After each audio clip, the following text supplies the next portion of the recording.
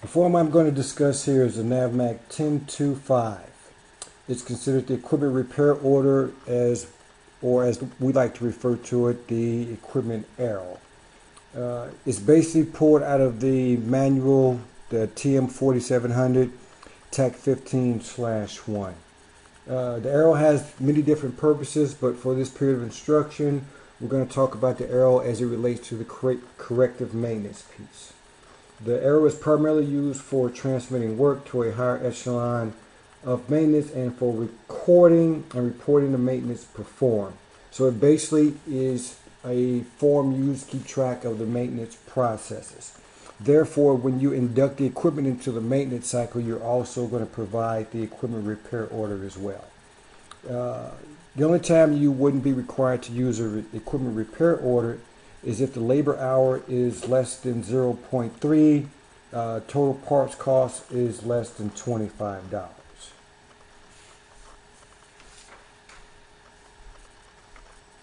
The preparing activity is basically the owning unit of the equipment. The preparing activity will prepare the initial part of the arrow, and the maintenance facility will fill in the rest of the arrow as required.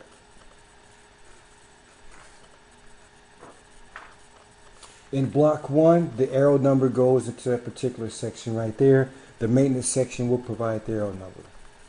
In block 2, the serial number would go there if it's different from the serial number of the equipment. So basically, if it's an attachment to the equipment and it has its own serial number, you would enter it in block 2. In block 3 is the accepted by signature of the maintenance facility, who's authorized to sign for that equipment once you turn it into the maintenance facility. Number 4 is the date that the equipment was received inside the maintenance shop. Number 5 is left blank. Number 6 is the organization doing the repair. You're basically going to enter the organizational code in that block provided. Number 7 is the UIC number, is basically the unit identification code. It's a 5 numeric character that each unit has, will be entered in that particular block. Block 8 is requesting the old arrow number. Primarily that works as if the equipment is going from the second maintenance facility to the third maintenance facility. You will create a new arrow number and put it in that block. In block number 9 is the deadline control date. That's for if the equipment was deadline, which primarily means it's not running, you can't use it. You go ahead and provide that information in block 9. Block 10 is for echelon of maintenance. If it's going to a second maintenance shop, then that echelon would be 2. Block 11 is the serial number of the actual equipment. Block 12 is job ID, that's left blank. In number 13 is the quantity, the total number of items being provided to the maintenance facility. Block 14 is the required delivery date. In that block, you would put in the date the equipment is required to return to your section. Block 15 is owning organization. The unit that owns the equipment would put in their unit information. Block 16 is the owning unit, UIC or AC, which is also a 5-character number that goes in the block provided. Block 17 is the person authorized to sign release of that equipment. That's the owning unit. It belongs to me and I'm submitting it to the maintenance shop, so I'll go ahead and sign there releasing that equipment. Block 18 is the defect. The activity preparing the equipment repair order would list what defect based off codes listed in the UM 4790 TAC 5. Priority in block 19 is basically the priority that this equipment needs to be repaired. The higher the priority, the higher it would be looked at on the list of maintenance activities at the maintenance facility. Block 20 is an ID number. Every piece of equipment has an ID number, or principal end item has an ID number, and the ID number is listed in block 20. Block 21 is a nomenclature, basically the title of the equipment. Block 22 is the CAT code. The CAT code can range from M for mayors reportable, N for mayors and non-mayors reportable, P for non-mayors reportable, X for mayors reportable, and C for CAT codes. Basically what mayors reportable is items of equipment that are required to be up and ready for combat status.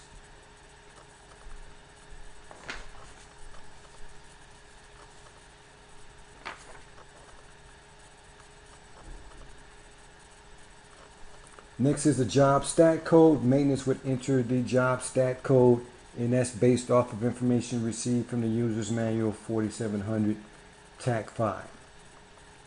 24, the John order number is left blank. 25 is the shop section code.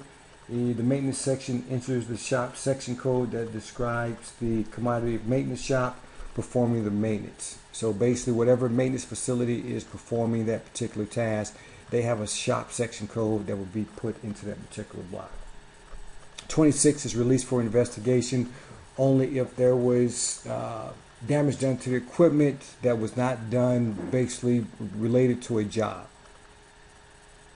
Block 27 is a disposal reference. Basically, if the equipment is at the higher echelon of maintenance at a third level shop and the equipment has to be disposed of or request for disposition, that information will be provided in block 27. Block 28 is the owner's phone number of the equipment. Therefore, once all repairs are done, you will be notified. Block 29 is the SEPREC secondary repairable NSN. That field is left blank. Block 30 is any pertinent remarks that you might want to pass on to the maintenance facility. Block 31 is the card type. It's either going to be a T for transaction or a 3 for transaction. Block 32 is the NSN of the particular item, and NSN is a national stock number for the piece of equipment.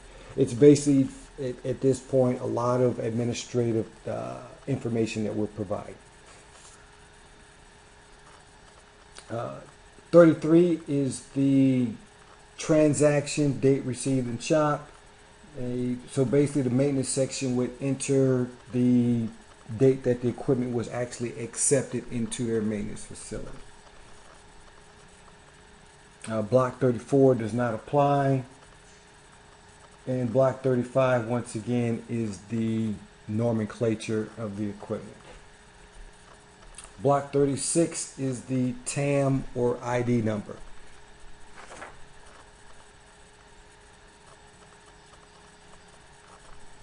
Block 37 is basically a numerical system as far as tasks are concerned for the description of work. 38 is the description of work, which basically describes what's being done in that particular block, whether it's repairing a head gasket, changing an oil, doing an oil change, transmission oil change, or simply repairing an air filter. 39 is the labor hours, the number of hours it required to perform the particular task. Block 40 is a mechanic's signature. The mechanic that performed that particular job would sign in that block. 41 is the status of the particular piece of equipment at that particular time, which changes throughout the course of the equipment being in the maintenance shop. It could range from short tech, repairs in progress, repairs complete, inspection in progress, so on and so forth. That information can be received from the user's manual 4790 TAC 5. The code is the maintenance section enters the code, which is in correspondence to the type of work being done. Status date for number 43 is basically the date that the particular piece of equipment was listed in that particular status. Section 44, the field will be left blank. 45 is left blank. 46 is left blank. 47, if you performed any or you received any civilian labor charges, that information will be provided in block 47. Let's go ahead and scroll down here a little bit so we can see block 47.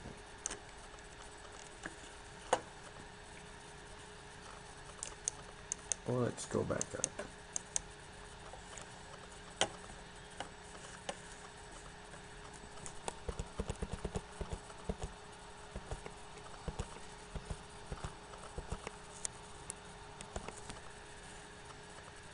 Okay. Block 48 is left blank. Block 49 is the date closed. So basically that means all repairs were done and the equipment is ready to go back to the owning unit. Block 50 is the military labor hours. Block 51 is the closed status. Block 52 is the number of unserviceable items. So basically the maintenance section would enter the number of secondary repairable items that were washed out during the repair cycle. Block 53 is the equipment operating time code, which basically it's just a code. It can be D for days, R for rounds, H for hours, or M for miles. And block 54 is the primary hour reading once the equipment is turned back into the maintenance facility. Block 55 is the task data information, which basically lists the different defects, defect 1, defect 2, and defect 3, and what was done in regards to those particular defects. Block 56 is the inspected by signature. Basically what happens once the maintenance facility completes the maintenance requirements, a quality inspector would at that time check and make sure that the maintenance piece was done properly, sign that particular block and date. Block 57 is the name of the person that was notified as part of the owning unit that the equipment is ready for pickup. You would list the person that was notified and the date.